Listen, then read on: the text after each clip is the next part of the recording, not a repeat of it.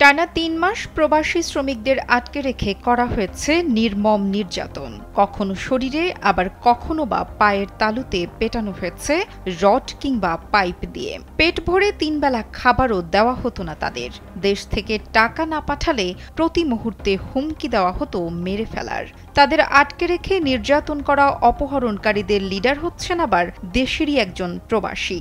লিবিয়ায় জিম্মি থাকা ৪ শ্রমিক দেশে ফিরে এভাবেই শোনালেন তাদের উপর নির্যাতনের ভয়ঙ্কর কাহিনী। আমাদের ইমো নাম্বার ছিল, এক এক করে ইমো নাম্বার দিলাম, আমাদের ইমো নাম্বার দিলাম, বাড়ির ইমো নাম্বার দিলাম। বাড়ির ইমো নাম্বার দেওয়ার পর আমাদের মারধর করতেছে আর বলতেছে দেখাইতেছে, বাড়িতে দেখাইতেছে, বলে যে ৫ লাখ কোটি টাকা লাগবে। স্যান্ডেলিনা সো, রূপচর্চায় আভিজাত্য।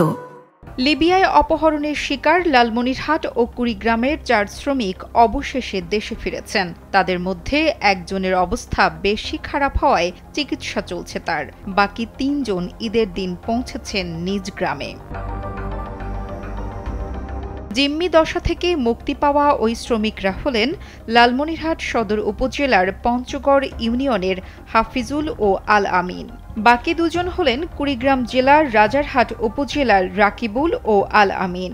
নির্যাতনের শিকার শ্রমিকদের বাড়ি ফেরার খবরে ছুটে আসছেন আত্মীয় স্বজন ও প্রতিবেশীরা। শুনছেন লিবিয়ায় ঘটে যাওয়া অমানবিক ও নির্মম নির্যাতনের ভয়ঙ্কর কাহিনী।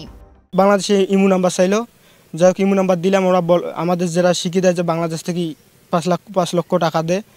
তারপর আমাদের ওইখানে মারধর অনেক করে। লিবিয়া থেকে আমার জীবনধন ফিরে আছে, বাবা মার কোলে ফিরে পাইছি। এখন নিয়ত নিয়েছি আমি দেশে কিছু করে খেতে চাই। আমি এখন জানা গেছে লালমনিরহাটের পঞ্চগ্রাম ইউনিয়নের লিবিয়া প্রবাসী মিজানুর রহমানের নেতৃত্বে অপহরণ করা হয় ৪ শ্রমিককে।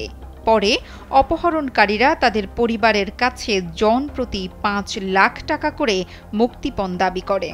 পাশাপাশি পরিবারের সদস্যদের হুমকি দেয় মুক্তিপণ না দিলে কিংবা কোনো রকম আইনের আশ্রয় নিলে ওই শ্রমিকদের হত্যা করা হবে। মুক্তিপণের টাকা পাঠানোর জন্য ভুক্তভোগীদের পরিবারকে দেওয়া হয় ২টি বিকাশ নম্বর। কিন্তু দিন বাড়ার সাথে সাথে টাকা না মেলায় বন্দীদের উপর বাড়ানো হয় নির্যাতনের মাত্রা। ১১ তারিখ সকাল ৮টা ৪৭ মিনিটে আমার কাছে ফোন আসে। আমি জব করি, আমার কাছে ফোন আসে।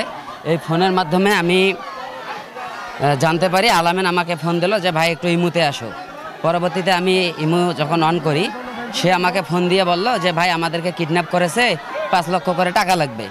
পরবর্তীতে আমি ওই বাংলা মাফিয়ার সঙ্গে কথা বলি যে ভাই আমি তো ঢাকায় থাকি, রংপুরে যাইতে হবে, সেখানে আমার একটু সময় দিতে হবে, আমি বাসা গিয়ে বিষয়টা আমি দেখতেছি, আমাকে একটু সময় দেন। পরবর্তীতে আমাকে সময় দেওয়া হয়। আমি ১২ তারিখ পর্যন্ত তাদের সাথে যোগাযোগ করি। এদিকে আটকে রেখে নির্যাতনের বিষয়টি খবর পেয়ে লিবিয়ায় সেনা সদস্যরা উদ্ধার করেন শ্রমিকদের।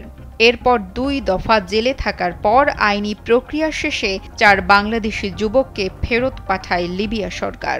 অবশেষে বুকের মানিকদের ফেরত পেয়ে আবেগ আপ্লুত পরিবারের সদস্যরা। আমার বুকের ধন বুকত আসছে বাবা, এখন ছেলে আমার দেশ হতে করি খাইবে, কোনো আর চিন্তা ভাবনা নাই বাইরে পাঠার জন্য। খুব চিন্তা আসলে বলে আমার সবার ঘর তার ফ্রি পাবার নয়, তা আল্লাহর রহমত আল্লাহ আমার সবার ঘর ফ্রি পাচ্ছি।